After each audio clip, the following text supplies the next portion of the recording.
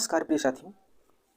आज हम बौद्ध धर्म से संबंधित लगभग 20 प्रश्नों को हल करेंगे जो टेट, सीटेट, यूपी, बीएड तथा जितने भी स्टेट एग्ज़ाम होते हैं उन सभी परीक्षाओं में हर बार लगभग एक प्रश्न आ ही जाता है। तो आज हम बौद्ध धर्म से संबंधित, महात्मा बुद्ध से संबंधित लगभग 20 प्रश्न हल करेंगे। ये 20 प्रश्न तो नहीं हैं, इसमें लगभग 50 प्रश्न सम्मिलित हैं, लेकिन ये श्रृंखला 20 प्रश्नों की ही है। तो आइए हम स्टार्ट करते हैं पहले प्रश्न से। तो आपकी स्क्रीन पर पहला प्रश्न है, महात्मा बुद्ध का जन्म कब हुआ था? आपके लिए विकल्प हैं 563 ईसा पूर्व, 463 ईसा पूर्व, 583 ईसा पूर्व या फिर 483 ईसा पूर्व। तो आप लोग तब तक सोच कर बताइए, कमेंट सेक्शन में कमेंट कीजिए उत्तर, इस प्रश्न का उत्तर क्या होगा। आइए देखते हैं कि इस प्रश्न का उत्तर क्या होगा। तो पहला विकल्प है 563 ईसा पूर्व। तो 563 ईसा पूर्व में क्या हुआ था? तो इस प्रश्न का उत्तर होगा 563 ईसा पूर्व, यानी महात्मा बुद्ध जी का जन्म जो हुआ था वो 563 ईसा पूर्व में हुआ था। और विकल्प देख लेते हैं। एक विकल्प है 483 ईसा पूर्व। 483 ईसा पूर्व में महात्मा बुद्ध जी की मृत्यु हुई थी, यानी 80 वर्ष की अवस्था में 563 ईस्वी में जन्म हुआ और 483 ईसा पूर्व में उनकी मृत्यु हुई, यानी 80 वर्ष तक महात्मा बुद्ध जी जीवित रहे थे। तो इस प्रश्न का सही उत्तर क्या हो जाएगा? 563 ईसा पूर्व। अगला प्रश्न देखते हैं। दूसरा प्रश्न है, महात्मा बुद्ध का जन्म कहाँ हुआ था? आप लोग कमेंट सेक्शन में कमेंट कीजिए उत्तर। महात्मा बुद्ध का जन्म कहाँ हुआ था? आपके लिए विकल्प हैं वैशाली, लुम्बिनी, सारनाथ या फिर श्रावस्ती। आइए देखते हैं। पहला विकल्प है वैशाली। तो वैशाली में किनका जन्म हुआ था? महावीर स्वामी का जन्म हुआ था। दूसरा विकल्प है लुम्बिनी। लुम्बिनी में किनका जन्म हुआ था? तो लुम्बिनी इस प्रश्न का सही उत्तर है। लुम्बिनी में किसका जन्म हुआ था? तो लुम्बिनी में महात्मा बुद्ध जी का जन्म हुआ था। सारनाथ, सारनाथ को देख लेते हैं। सारनाथ में महात्मा बुद्ध ने पहला उपदेश दिया था। पहला उपदेश कहाँ दिया था महात्मा बुद्ध ने? सारनाथ में दिया था। श्रावस्ती, श्रावस्ती में महात्मा बुद्ध ने सर्वाधिक उपदेश दिए थे। सबसे अधिक उपदेश कहाँ दिए थे? श्रावस्ती में सबसे अधिक। अगला प्रश्न देख लेते हैं। तो इस तरह से इस प्रश्न का उत्तर हो गया लुम्बिनी। महात्मा बुद्ध का जन्म लुम्बिनी में हुआ था। लुम्बिनी कहाँ पड़ता है? लुम्बिनी पड़ता है नेपाल के कपिलवस्तु नामक स्थान पर। नेपाल में एक जगह है कपिलवस्तु, वहीं पर लुम्बिनी पड़ता है, लुम्बिनी नामक ग्राम। अगला प्रश्न देखते हैं। तीसरा प्रश्न है, महात्मा बुद्ध के पिता का क्या नाम था? आपके लिए विकल्प हैं सिद्धार्थ, शुद्धोधन, महावीर स्वामी, राजा दशरथ। तो आप लोग सोच कर बताइए कि महात्मा बुद्ध के पिता का क्या नाम था। कमेंट सेक्शन में कमेंट करते रहिए आप लोग उत्तर हर एक प्रश्न का। तो आइए देखते हैं कि महात्मा बुद्ध के पिता का क्या नाम था। पहला ऑप्शन है सिद्धार्थ। तो सिद्धार्थ कौन थे? सिद्धार्थ इनके बचपन का नाम था। महात्मा बुद्ध के बचपन का नाम क्या था? सिद्धार्थ। और शुद्धोधन, तो महात्मा बुद्ध के पिता का नाम क्या था? शुद्धोधन था। यही आपके प्रश्न का सही उत्तर हो जाएगा। महावीर स्वामी कौन थे? तो महावीर स्वामी जैन धर्म के प्रवर्तक थे, 24वें तीर्थंकर थे जैन धर्म के। कौन से थे? तो 24वें थे। और राजा दशरथ कौन थे? तो राजा दशरथ मर्यादा पुरुषोत्तम भगवान श्री रामचंद्र जी के पिताजी का नाम था। अयोध्या के राजा थे राजा दशरथ। तो इस तरह से इस प्रश्न का सही उत्तर क्या हो जाएगा? शुद्धोधन। महात्मा बुद्ध के पिता का नाम क्या था? शुद्धोधन था। आइए अगला प्रश्न देख लेते हैं। चौथा प्रश्न है, महात्मा बुद्ध की माता का क्या नाम था? विकल्प हैं कौशल्या, शकुंतला, त्रिशला या फिर महामाया। आप लोग कमेंट सेक्शन में उत्तर कमेंट करते रहिए। आइए देख लेते हैं। तो पहला विकल्प है कौशल्या। कौशल्या कौन थी? तो कौशल्या थी भगवान श्री राम की माँ। और दूसरा विकल्प है शकुंतला। तो शकुंतला कौन थी? भरत की माँ थी शकुंतला। और तीसरा विकल्प है त्रिशला। तो त्रिशला कौन थी? तो त्रिशला थी महावीर स्वामी की माता। त्रिशला किसका नाम था? तो त्रिशला महावीर स्वामी की माता का नाम था। महावीर स्वामी कौन थे? तो महावीर स्वामी जैसा कि भी आपने जाना कि महावीर स्वामी थे जैन धर्म के 24वें तीर्थंकर। और आपके इस प्रश्न का सही उत्तर क्या हो जाएगा? महामाया। महात्मा बुद्ध की माता का क्या नाम था? महामाया। तो इस तरह से इस प्रश्न का सही उत्तर क्या होगा? महामाया। अगला प्रश्न देखते हैं। अगला प्रश्न है, महात्मा बुद्ध के बचपन का नाम क्या था? महात्मा बुद्ध के बचपन का क्या नाम था? ऋषभदेव, सिद्धार्थ, वर्धमान, इनमें से कोई नहीं। आइए देखते हैं। ऋषभदेव कौन थे? ऋषभदेव थे जैन धर्म के पहले तीर्थंकर। जैन धर्म के पहले तीर्थंकर थे ऋषभदेव। सिद्धार्थ कौन थे? तो इस प्रश्न का सही उत्तर क्या हो जाएगा? सिद्धार्थ। महात्मा बुद्ध के बचपन का नाम क्या था? सिद्धार्थ। वर्धमान कौन थे? तो वर्धमान थे महावीर स्वामी। वर्धमान किनका नाम था? तो वर्धमान महावीर स्वामी के बचपन का नाम क्या था? वर्धमान। तो इस तरह से आप महात्मा बुद्ध के बचपन का नाम क्या हो जाएगा? सिद्धार्थ। अगला प्रश्न देखते हैं। प्रश्न संख्या 6 है, महात्मा बुद्ध के घोड़े का क्या नाम था? आपके लिए विकल्प हैं चन्ना, कंथक या दोनों या इनमें से कोई नहीं। आप उत्तर कमेंट सेक्शन में कमेंट करते रहिए। आइए देख लेते हैं चन्ना कौन थे। तो चन्ना थे महात्मा बुद्ध यानी गौतम बुद्ध के सारथी। तो चन्ना कौन थे? चन्ना थे सारथी। कंथक, तो इस प्रश्न का सही उत्तर क्या हो जाएगा? कंथक। कंथक गौतम बुद्ध जी के घोड़े का नाम था। अगला प्रश्न देख लेते हैं। 7वां प्रश्न है महात्मा बुद्ध की पत्नी का नाम क्या था? महात्मा बुद्ध की पत्नी का नाम क्या था? आपके लिए विकल्प है यशोदा, यशोधरा, दोनों एक ही हैं, इनमें से कोई नहीं। तो यशोदा कौन थी? यशोदा थी महावीर स्वामी की पत्नी। और यशोधरा कौन थी? तो यशोधरा थी महात्मा बुद्ध की पत्नी। तो आपके लिए सही विकल्प क्या हो जाएगा? यशोधरा। तो इस तरह से इस प्रश्न का उत्तर क्या हो जाएगा? यशोधरा। अगला प्रश्न देख लेते हैं। महात्मा बुद्ध के पुत्र का नाम क्या था? अधिकतर परीक्षाओं में पूछ जाता है कि महात्मा बुद्ध के पुत्र कौन थे। आपके लिए विकल्प हैं जामाली, भरत, राहुल, इनमें से कोई नहीं। आप कमेंट सेक्शन में उत्तर कमेंट करके बताइए। जामाली कौन थे? तो जामाली थे महावीर स्वामी के दामाद। महावीर स्वामी के कौन थे? ये दामाद थे। और भरत कौन थे? भरत जो थे वो शकुंतला के पुत्र थे, राजा दुष्यंत के पुत्र थे। इन्हीं के नाम पे हमारे देश का नाम भारत पड़ा। और राहुल कौन थे? तो इस प्रश्न का सही उत्तर हो जाएगा राहुल। गौतम बुद्ध जी के पुत्र जो थे वो थे राहुल। तो इस प्रश्न का सही उत्तर क्या हो जाएगा? राहुल। अगला प्रश्न देख लेते हैं। 9वां प्रश्न है बुद्ध द्वारा गृह त्याग की घटना को क्या कहा जाता है? महात्मा बुद्ध जी ने ज्ञान की प्राप्ति के लिए जब घर का त्याग किया तो उस घटना को क्या कहते हैं? आपके लिए विकल्प हैं निर्वाण, महापरिनिर्वाण, महाविनिष्क्रमण, धर्मचक्र प्रवर्तन। हमने विकल्प इस तरह से सेट किए हैं ताकि आपको एक ही प्रश्न में कई जानकारियां प्राप्त हो जाएं। तो आइए देखते हैं बारी बारी से इन सारे विकल्पों का अर्थ क्या है। निर्वाण, निर्वाण क्या है? निर्वाण जब महात्मा बुद्ध को ज्ञान की प्राप्ति हुई तो उसे निर्वाण कहते हैं, ज्ञान की प्राप्ति हुई। महापरिनिर्वाण क्या है? जब महात्मा बुद्ध जी ने शरीर का त्याग किया यानी मृत्यु की घटना, उसको क्या कहते हैं? परिनिर्वाण। और महाविनिष्क्रमण क्या है? महाविनिष्क्रमण इस प्रश्न का सही उत्तर है। बुद्ध द्वारा गृह त्याग की घटना को महाविनिष्क्रमण कहते हैं। धर्मचक्र प्रवर्तन क्या है? तो धर्मचक्र प्रवर्तन है जब महात्मा बुद्ध ने पहला उपदेश दिया सारनाथ में, तो उसी को क्या कहते हैं? धर्मचक्र प्रवर्तन। पहला उपदेश महात्मा बुद्ध जी ने सारनाथ में दिया था और वह घटना क्या कहलाती है? धर्मचक्र प्रवर्तन। इस प्रश्न का सही उत्तर क्या हो जाएगा? महाविनिष्क्रमण। बुद्ध जी द्वारा, महात्मा बुद्ध द्वारा गृह त्याग की घटना को क्या कहा जाता है? तो महाविनिष्क्रमण कहा जाता है। अगला प्रश्न देख लेते हैं। प्रश्न संख्या 10 है बुद्ध को ज्ञान की प्राप्ति कहाँ हुई? आपके लिए विकल्प हैं बोधगया, सारनाथ, श्रावस्ती, कुशीनगर। कमेंट सेक्शन में आप उत्तर कमेंट कीजिए। आइए देखते हैं। पहला विकल्प है बोधगया। तो इस प्रश्न का सही उत्तर है बोधगया। महात्मा बुद्ध को ज्ञान की प्राप्ति कहाँ हुई थी? बोधगया में हुई थी। सारनाथ, सारनाथ में महात्मा बुद्ध ने अपना पहला उपदेश दिया था, पहला उपदेश दिया था।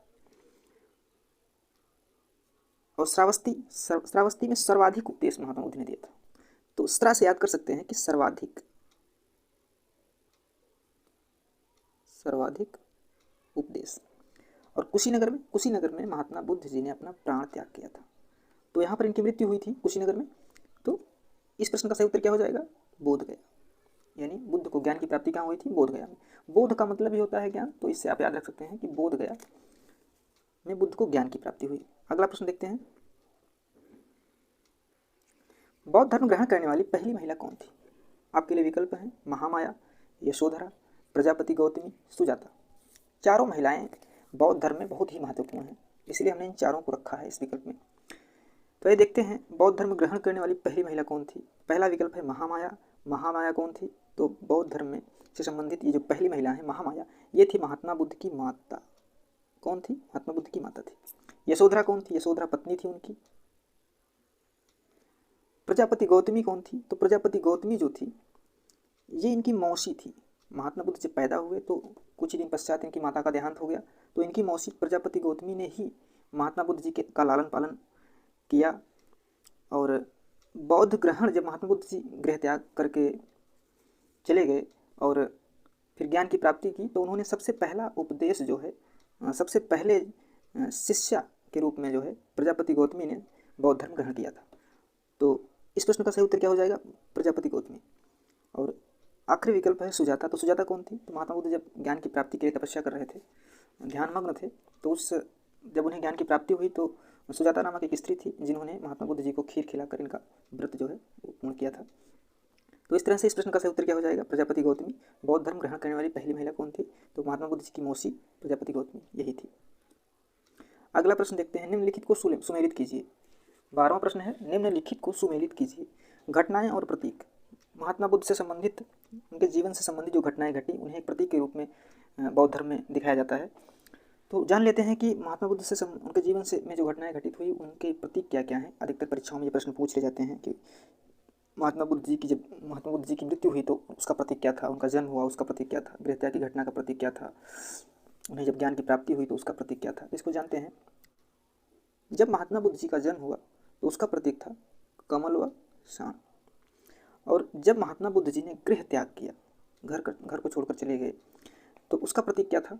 उसका प्रतीक था घोड़ा, क्योंकि जो कंथक घोड़ा था, चन्ना इन्हें ले जाते हैं तो कंथक घोड़े पर बिठाकर, तो गृह त्याग की घटना का प्रतीक क्या था? घोड़ा था। और महात्मा बुद्ध जी जब जाते हैं तो पीपल के वृक्ष के नीचे, जिसे बोधि वृक्ष कहा जाता है, वहाँ बैठकर ज्ञान की प्राप्ति करते हैं। लगभग 6 वर्षों तक तपस्या करते हैं, ध्यान मग्न होते हैं, ईश्वर की आराधना करते हैं, तो उन्हें ज्ञान की प्राप्ति होती है। तो उनके ज्ञान का प्रतीक क्या है? बोधि वृक्ष है। और फिर महात्मा बुद्ध को ज्ञान की प्राप्ति होती है, वो सारनाथ जाते हैं, पहला उपदेश देते हैं, फिर श्रावस्ती में ढेर सारे उपदेश देते हैं। उसके बाद वो वहाँ से होते हुए चले जाते हैं कुशीनगर, और कुशीनगर में ही उनकी मृत्यु होती है। और उनकी मृत्यु का जो प्रतीक है वो क्या है? स्तूप। तो बौद्ध धर्म में स्तूप बनाए जाते हैं, तो उनकी मृत्यु का प्रतीक क्या है? स्तूप। तो इस तरह से जन्म का प्रतीक क्या है? कमल व शान। गृह त्याग की घटना का प्रतीक है घोड़ा। ज्ञान का प्रतीक क्या है? बोधि वृक्ष, क्योंकि उन्होंने बोधि वृक्ष के नीचे ही बैठकर ज्ञान की प्राप्ति की थी, तो इसलिए ज्ञान का प्रतीक क्या हो गया? बोधि वृक्ष। मृत्यु का प्रतीक क्या है? स्तूप। बौद्ध धर्म में स्तूप बनाए जाते हैं। तो इस तरह से इस प्रश्न के ये उत्तर हो गए। अगला प्रश्न देखते हैं, प्रश्न संख्या 13 है, निम्नलिखित को सुमेलित कीजिए। 13वां प्रश्न है, निम्नलिखित को सुमेलित कीजिए। बौद्ध संगीतियाँ हैं एक तरफ है शासक। तो बौद्ध धर्म में 4 बौद्ध संगीतियाँ हुई, चारों ही बहुत ही महत्वपूर्ण है। किसी न किसी एग्जाम में ये प्रश्न आते ही हैं। लगभग जितनी परीक्षाएं होती हैं, टेट की, सुपर टेट की, बीएड की, या कोई भी स्टेट एग्जाम हो गया, स्टेट पीसीएस का एग्जाम हो गया, उसमें बहुत संगीतियों से प्रश्न आते ही हैं और ये बहुत कंफ्यूजिंग क्वेश्चन होता है। 4 बहुत संगीतियाँ हुई हैं, तो इसको देख लेते हैं हम। पहले हम इनके शासक देखेंगे, फिर बाकी और भी प्रश्न जो बनते हैं इनसे उनको भी देखेंगे। तो आइए देखते हैं। तो प्रथम बौद्ध संगीति जो हुई थी उसके शासक थे अजातशत्रु, तो इस प्रश्न का। और द्वितीय जो बौद्ध संगीति हुई थी वो कालाशोक के शासनकाल में हुई थी। तृतीय बौद्ध संगीति अशोक के शासनकाल में हुई थी, और चतुर्थ बौद्ध संगीति जो हुई कनिष्क के शासनकाल में हुई थी। प्रथम बौद्ध संगीति महात्मा बुद्ध की जब मृत्यु हुई तो उसी समय हुई थी, 483 ईसा पूर्व में। यहाँ पर ईयर भी लिख देते हैं, 483 ईसा पूर्व में, बीसी। और द्वितीय बौद्ध संगीति जब हुई थी तो 383 बीसी में हुई थी। और तृतीय बौद्ध संगीति हुई थी वो 251 बीसी में हुई थी। और चतुर्थ बौद्ध संगीति हुई थी वो प्रथम शताब्दी में हुई थी। तो इसको याद रखना है। इसको याद करने का एक तरीका है, देखिए, इसका पहला अक्षर आ है और इसका पहला अक्षर का है, फिर इसका पहला अक्षर आ है, इसका पहला अक्षर का है, तो अक याद कर सकते हैं आप। अक। अजातशत्रु, कालाशोक, अशोक और कनिष्क। पहले 2 नाम जो हैं वो बड़े बड़े हैं, और फिर जो लास्ट के 2 नाम हैं वो छोटे छोटे हैं। तो इस तरह से आप इसको याद रख सकते हैं। थोड़ा सा ध्यान देना है कि मान लीजिए अजातशत्रु, आ से अजातशत्रु भी है, आ से अशोक भी है, तो पहले जो हैं वो बड़े हैं पहले नाम, उसके बाद के नाम जो हैं छोटे हैं। तो इस तरह से आप याद रख सकते हैं कि प्रथम बौद्ध संगीति 483 बीसी में हुई थी, और किसके शासनकाल में हुई थी? तो अजातशत्रु के शासनकाल में हुई थी। द्वितीय बौद्ध संगीति कालाशोक के शासनकाल में हुई 383 बीसी में। तृतीय बौद्ध संगीति अशोक के शासनकाल में हुई 251 बीसी में। और चतुर्थ बौद्ध संगीति जो हुई थी वो कनिष्क के शासनकाल में हुई थी और प्रथम शताब्दी में हुई थी। अगला प्रश्न देखते हैं, प्रश्न संख्या 14 है, निम्नलिखित को सुमेलित कीजिए। बौद्ध संगीति और उनके स्थल। बौद्ध संगीतियों से जो प्रश्न आते हैं उनमें पूछा जाता है कि किस शासक के शासनकाल में हुई थी, या पूछा जाता है कि किस जगह हुई थी, या तो उनके अध्यक्ष के विषय में पूछा जाता है कि बौद्ध संगीति के अध्यक्ष कौन थे।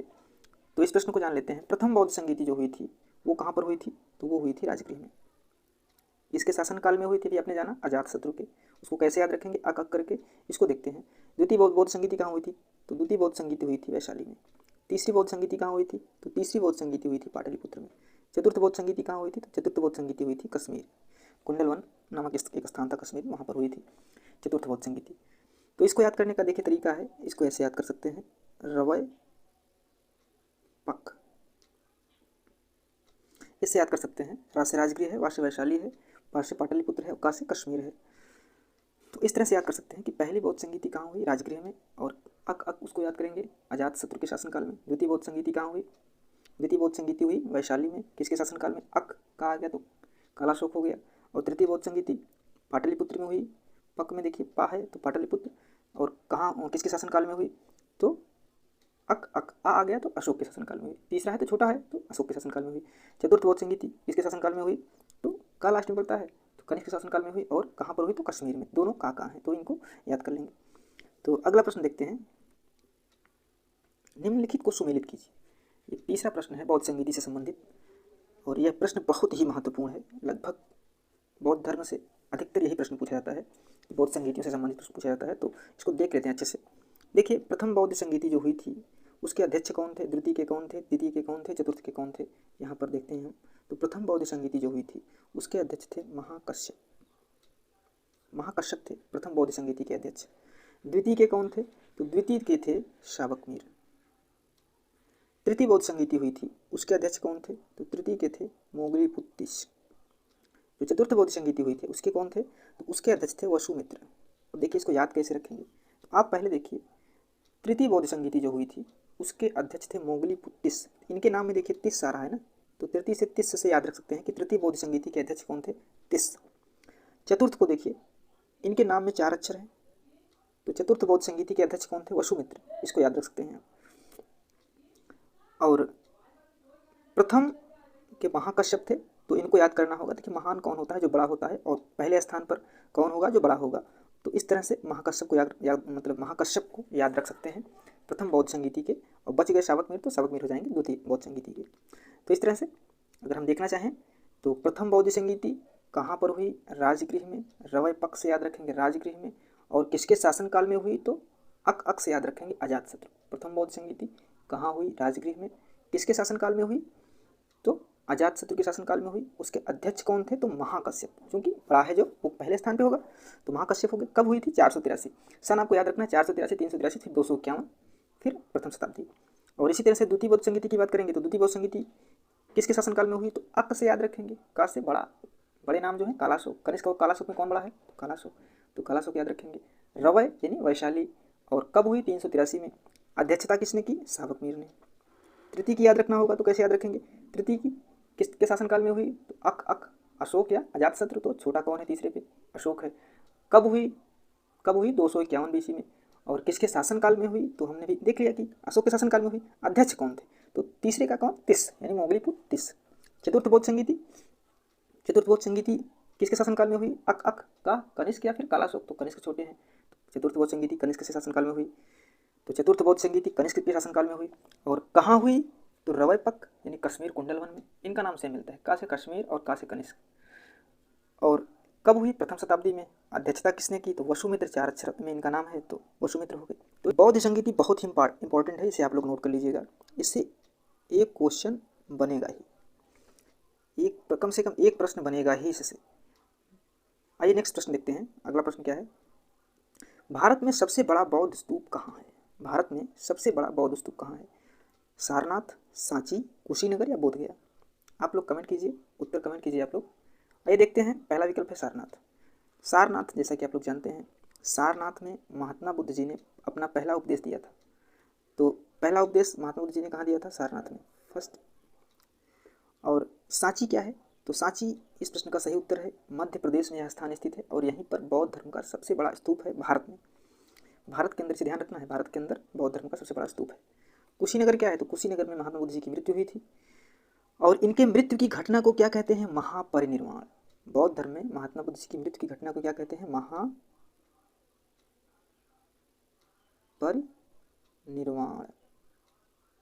बोधगया में बुद्ध जी को ज्ञान की प्राप्ति हुई थी। तो इस तरह से इस प्रश्न का सही उत्तर क्या हो जाएगा, सांची। और एक चीज़ और ध्यान रखना है कि यहाँ पर सारनाथ में एक स्तूप है जिसका नाम है धमेख। इसको ध्यान रखना है, प्रश्न आ सकता है पेपर में कि सारनाथ में बौद्ध धर्म का कौन सा स्तूप है, तो धमेख उसका नाम है। इसको ध्यान रखना। अगला प्रश्न देखते हैं। प्रश्न संख्या 17 है, प्राचीन काल में बौद्ध शिक्षा का केंद्र था। प्राचीन काल में बौद्ध शिक्षा का केंद्र था। आपके लिए विकल्प हैं तक्षशिला, विक्रमशिला, दोनों हैं, दोनों थे, या फिर इनमें से कोई नहीं। आइए देखते हैं इस प्रश्न का सही उत्तर क्या होगा। तक्षशिला। तक्षशिला क्या है? तक्षशिला उस समय कश्मीर में स्थित था और बहुत ही प्राचीन विश्वविद्यालय था ये। आचार्य चाणक्य को जानते होंगे, तो वहाँ पर ये तक्षशिला में आचार्य चाणक्य शिक्षक थे। इस प्रश्न का सही उत्तर होगा विक्रमशिला। विक्रमशिला कहाँ था? मगध में था, बिहार में था। और इसकी स्थापना, एक प्रश्न आ जाता है कि विक्रमशिला की स्थापना किसने की थी? तो विक्रमशिला की स्थापना की थी धर्मपाल। धर्मपाल एक राजा थे, इन्होंने विक्रमशिला की स्थापना की थी। पाल वंश से संबंधित है। तो इस प्रश्न का सही उत्तर क्या हो जाएगा? प्राचीन काल में बौद्ध शिक्षा का केंद्र क्या था? विक्रमशिला। अगला प्रश्न देखते हैं। त्रिपिटक किस धर्म से संबंधित है? त्रिपिटक किस धर्म से संबंधित है? आपके लिए विकल्प है बौद्ध धर्म,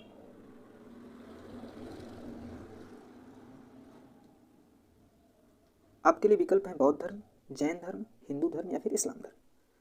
आइए देख लेते हैं इस प्रश्न का उत्तर। तो इस प्रश्न का सही उत्तर हो जाएगा बौद्ध धर्म।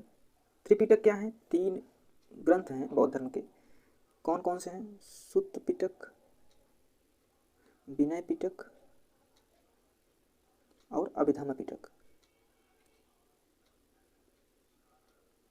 अभिधम्म पिटक, सुत्त पिटक, विनय पिटक, अभिधम्म पिटक।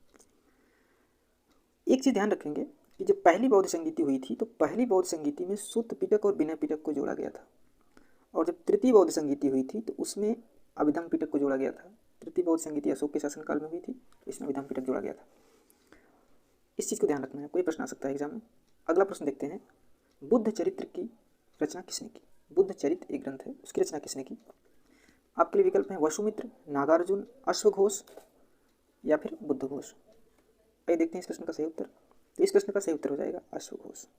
बुद्ध चरित्र की रचना किसने की थी? अश्वघोष थी, अश्वघोष ने की थी। अगला प्रश्न देख लेते हैं। एशिया का प्रकाश पुंज किसे कहते हैं? यह आखिरी प्रश्न है बौद्ध धर्म से संबंधित। आशा है आप लोगों को यह वीडियो अच्छा लगा होगा, और यदि ऐसे ही प्रश्नों की श्रृंखला आप लोग और चाहते हैं तो हमें कमेंट सेक्शन में कमेंट करके बताइए, ताकि हम लोग जितने भी अच्छे अच्छे प्रश्न हैं प्रश्नों का संग्रह करके आप लोगों के लिए वीडियो बनाते रहें। तो प्रश्न है, प्रश्न संख्या 20 है, एशिया का प्रकाश पुंज किसे कहते हैं? गौतम बुद्ध को, महावीर स्वामी को, दोनों को, इनमें से कोई नहीं। तो इस प्रश्न का सही उत्तर हो जाएगा गौतम बुद्ध को।